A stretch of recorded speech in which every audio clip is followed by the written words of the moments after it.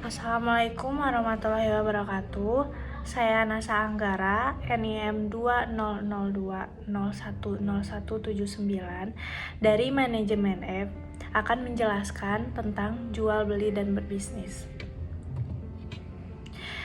Definisi jual beli dan berbisnis.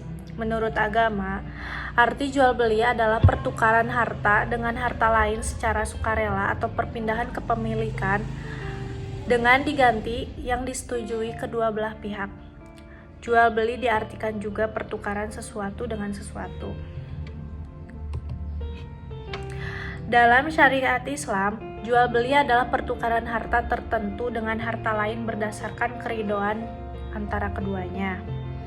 Pengertian lainnya yaitu memindahkan hak milik dengan hak milik lain berdasarkan persetujuan dan perhitungan materi.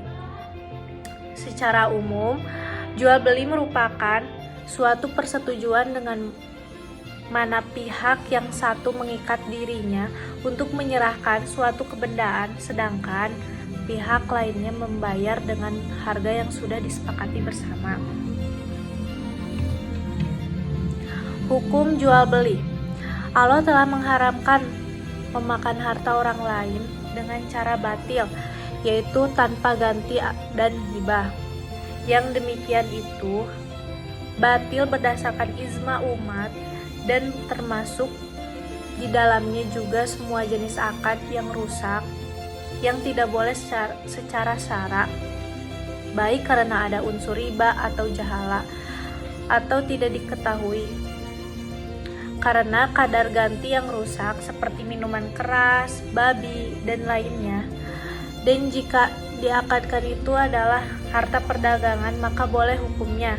Sebab pengecualian sebagaimana Quran Surat An-Nisa ayat 29 yaitu terputus karena harta perdagangan bukan termasuk harta yang tidak boleh dijual belikan. Rukun jual beli. Menurut Hendy Suhendi, rukun jual beli ada 3 yaitu akad. Salah satunya ijab qabul.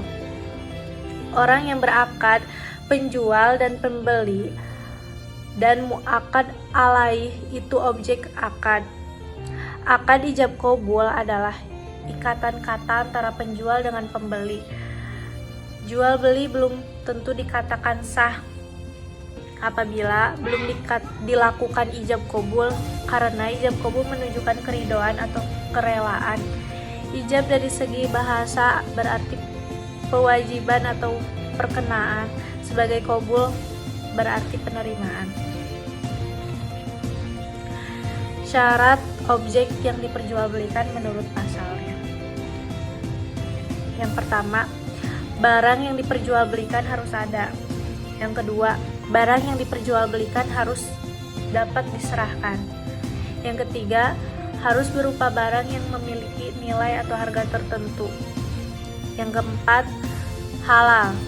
Yang kelima, diketahui oleh pembeli. Yang keenam, kekhususan barang yang diperjualbelikan harus diketahui oleh pembeli.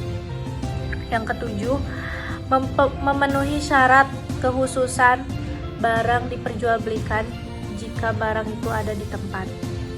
Yang kedelapan, sifat barang diketahui secara langsung oleh pembeli dan penjelasan lebih lanjut. Dan yang terakhir, barang yang dijual harus ditentukan secara pasti pada waktu akad. Badan usaha dalam kegiatan bisnis. Ada perusahaan. Istilah perusahaan merupakan pergantian dari istilah perdagangan yang terdapat dari Kitab Undang-Undang Hukum Dagang atau KUHD, tetapi pengertian perusahaan sendiri tidak menjelaskan dalam KUHD. Hal ini bertujuan agar pengertian perusahaan dapat berkembang secara baik sesuai dengan gerak langkah dalam lalu lintas perusahaan sendiri. Perusahaan memiliki beberapa unsur yang harus dipenuhi. Yang pertama, terus-menerus atau tidak terputus-putus. Maksudnya, suatu usaha dilakukan secara terus-menerus. Yang kedua, secara terang-terangan. Maksudnya, suatu usaha dilaksanakan atas sepengetahuan masyarakat. Yang ketiga, dalam kualitas tertentu, maksudnya dalam suatu lapangan perniagaan diperlukan kualitas dari suatu usaha yang telah dirintis. Yang keempat, mengadakan perjanjian perdagangan. Dan yang terakhir, harus bermaksud memperoleh laba. Sekian yang saya dapat sampaikan. Mohon maaf bila ada perkataan yang salah. Wabillahi taufiq wal hidayah. Wassalamualaikum warahmatullahi wabarakatuh.